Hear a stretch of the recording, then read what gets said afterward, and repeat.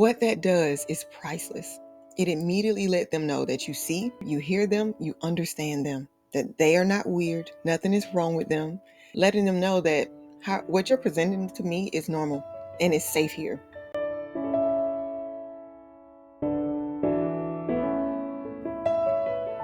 As a GI trained parenting coach, I have enjoyed missing so many of the hiccups and stressors in parenting that my peers have endured. Instead of getting overwhelmed when my 3-year-old falls in the floor, I understand what's happening. I recognize it as normal development and I lean into prioritizing connection over frustration or even rejecting them. And so this has been a great journey in parenting for me, thanks to my training. But unfortunately, I have not been able to avoid the preteen teenage drive to just fit in.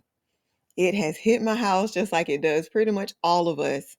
And it's been frustrating, but I recognize that the desire to fit in is also a good thing, but it has to be met with some finesse. So I was like, okay, I got to figure out how to manage this because it's a little different. Still focusing on prioritizing connection, I've recognized that what they're needing to do, and it's normal at this age, is trying to connect with the world that they live in. So when the question of can I get a phone, everybody else has one, or can I try this or that, everybody else is doing it. Honestly, I'm screaming, why in my head, but I'm thinking, wouldn't it just be so great if I could have the dominant control over their thinking? The good old days when my parents simply said to me, if your friends jumped off a bridge, would you do it too? Like, that had to be nice because they didn't help me do anything. That's all they said. But at the same time, I recognize and value this as an opportunity for us. And that's what I've done. I have a teenager and a preteen. And as a trained coach, I decided, listen, this will simply be an opportunity for me to learn more about them as humans and to help steward them learning to trust their own voice. That's one of the best gifts that we can give our children as parents, to give them opportunity to learn what their voice sounds like. And I'm super happy to report that we are weathering this part of their journey exceptionally well, that they know what they like and they're not so easily drawn into what everybody else is doing it, while at the same time they have learned to look for peers who help foster who they want to be instead of just being vulnerable to everybody else is doing it and therefore I need to do it. And so I want to share a few things that I've done to help accomplish this because it's been a beautiful journey and I'm definitely grateful to share it.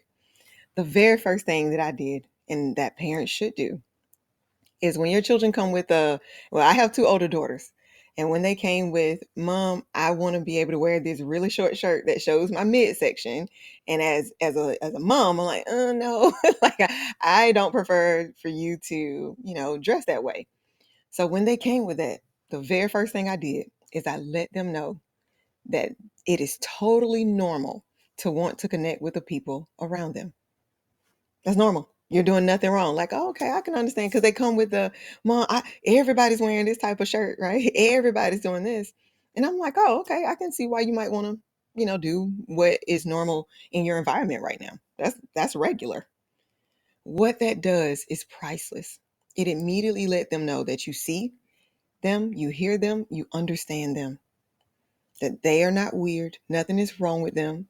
Instead of jumping right into not in my house and this is not what we're going to do and no, just going straight to this is not okay, letting them know that what you're presenting to me is normal and it's safe here. This does so many things that a lot of parents just aren't aware that they mistakenly do, is when you immediately go into the rules and the regulations of our house and how we're going to do it, or just saying no, we don't do that. What you teach them is that my parents don't get it. And you create this kind of disconnect that they don't get me. They don't understand me. They don't understand what it's like. And this one thing of just letting them know that this feeling and this desire that you have is normal gets them on your side immediately. They get to see you and they get to connect with you.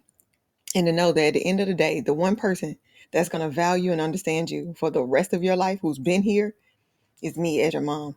And again, you connect with them. And that should always be the priority, is to connect. So simply let them know that, you know what, that's reasonable. I can understand why you want to do that. And it kind of brings their shoulders down, right? Because they come with Mom, I want to wear this. Everybody else, and then it's like, oh, okay, my mom is listening. my dad is listening. They value what I have to say. It's like, yeah, that's fair. It's reasonable. And then once you do that and you've created this connection, the very next thing I do is I do a few things to help encourage them to prioritize what they want to be and what they want to do.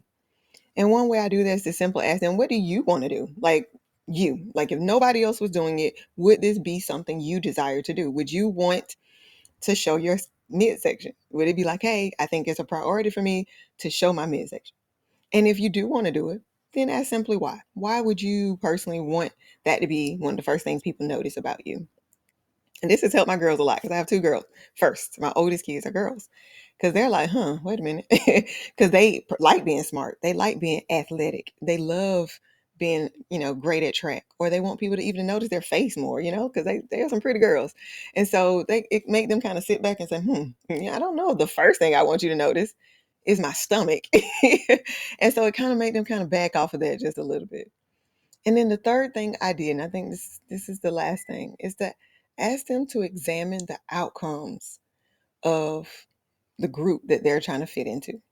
So if everybody's on their phones all day, and that's what everybody's doing, if that's what everybody's doing, how's it working out? Do they seem to be as engaged with the world around them? Do they kind of sit and look at their phone even if they're in each other's presence? Are they so focused on trying to fit in with what they see on the phone that they don't really feel comfortable in their own skin? Like, what are some things you notice? Just let them talk, because they will learn to hear their own voice and connect with what they believe is true and right. And that's what we all as parents want. And it teaches them how to be able to recognize long-term benefits over short-term pleasures. These simple three things shifted my relationship with my teens and my preteens. And instead of these years where they feel like mom doesn't understand anything and she doesn't get us and she don't understand what it feels like to be young, they are like, mom, what do you think? We're at that stage where they're able to recognize, what do you think, mom? Because as I'm seeing this, some of the ways this is working out isn't actually that good. And so as parents, we can do this. We can weather this fit in time by recognizing that, hey, this is just normal. And try to think about, wouldn't it have been great for somebody to do this same thing for you?